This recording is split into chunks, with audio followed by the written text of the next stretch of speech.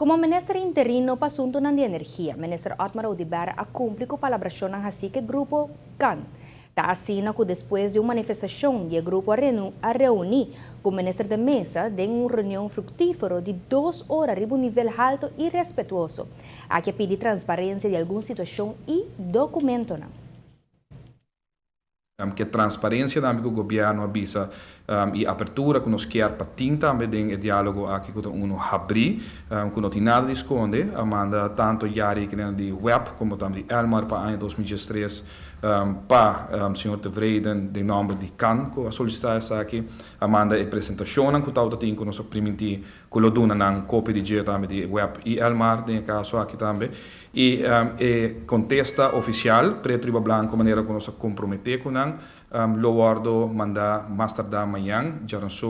também para CAN arriba a petição que guardo assim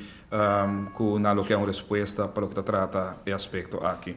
A detalhar o processo que tem costuma para chegar na água e corrente e também o qual tem efeito ribesaki, o qual é remarcado que é hecho que os últimos 5 anos o governo de Aruba arranha 0 dividendo de companhia de utilidade.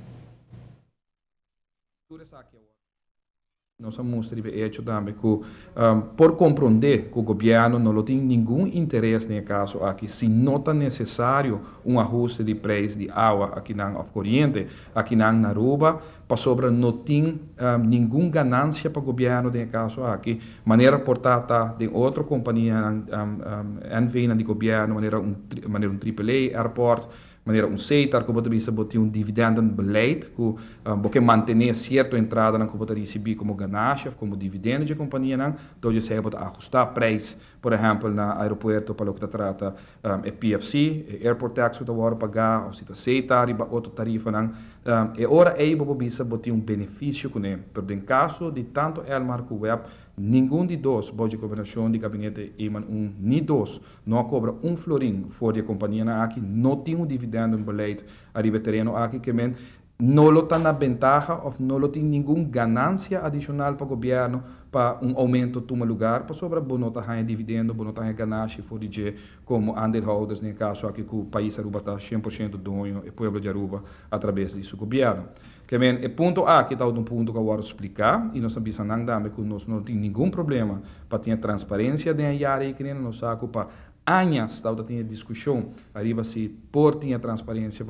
área que eu vou mostrar e colega da mesa de reunião é comprometer o governo comprometer e a cumprir também para entregar isso aqui na CAN que naturalmente me imaginamos lo compartilhar também com os colegas no sindicato.